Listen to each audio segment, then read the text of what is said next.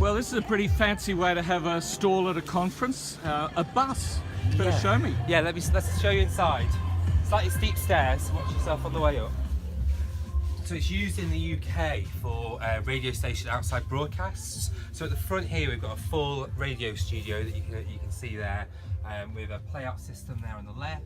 It's got space for 3 microphones, and is all set up ready to go for full broadcast. You need to connect it to your ISDN or your IP codec and connect through. Nice little lounge area here to chill out between shows. And then this is my favourite, this is the VIP lounge, which underneath all these seats there's individual headphone and microphone points. So if you've got a band or an artist backstage at a gig, your presenter can sit in here with the guests, record an interview. You can get cameras in here, and there's a camera control room on the other side of this wall, so your producers can be mixing video that you can get straight on the website afterwards. And for us at ReelWorld, we do jingles, so it's really nice to bring people on here and play them good quality audio in a good quality environment, so that there's not loads of noise at the conference centre. They can just hear the quality of the jingles and the production we make. Tell me about your session yesterday at Radio Days.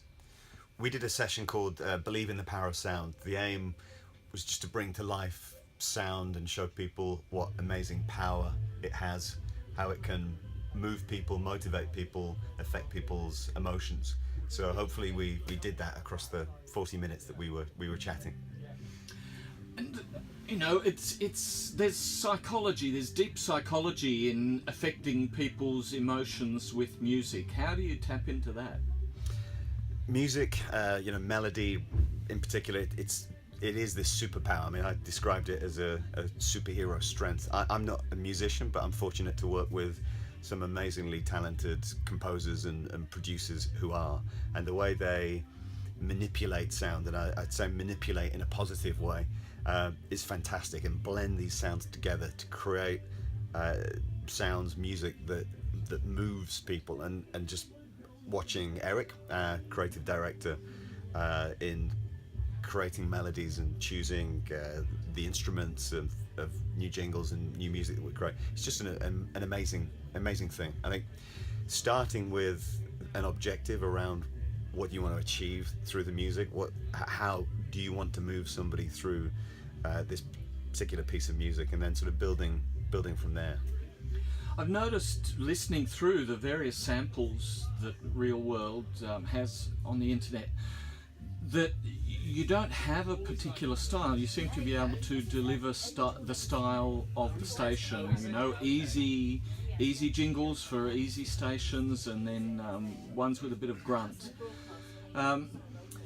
So there's really, I guess, no one size fits all. You would have to really understand the brand.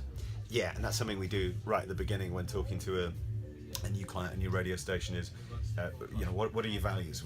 What do you as a radio station want to convey to your audience? And that initial briefing, I think, is the most important thing, because once we understand what a client wants to achieve and what their values are about, then we can go, okay, well, what is it that we're going to do? And whether it's a syndication package that already exists, we can kind of look through our library and see if it's a contemporary station, new work like Fusion that we've done for KISS in the UK, the B96 package in Chicago has sort of found its way all around the world now. It's in Australia on Nova, it's in Ireland, it's in Norway.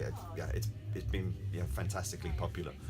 But then at the other end, there's the more softer, more adult sounds, like NRK-P1 in Norway. The package that we did for them has a whole orchestra, the Norwegian radio orchestra on it. So I think understanding a client's objectives is one thing, and seeing if there's something that we've already got that fits. If not, starting from scratch, and then using those values to bring to life that brand.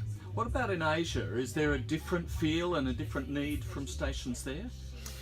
It's a really interesting question. I think every country has its own unique set of values and cultures affect how radio branding comes across. So it's hard to sort of define it as one sound. I think individually the different countries offer I think different challenges. What I would say is that authentic, well done radio branding, whatever country it is is popular is successful. People you know, like the real world sound, like the quality, the professionalism of the sound, and I think it helps lift station brands. Well, thanks for chatting to me in your bus. No worries, Steve.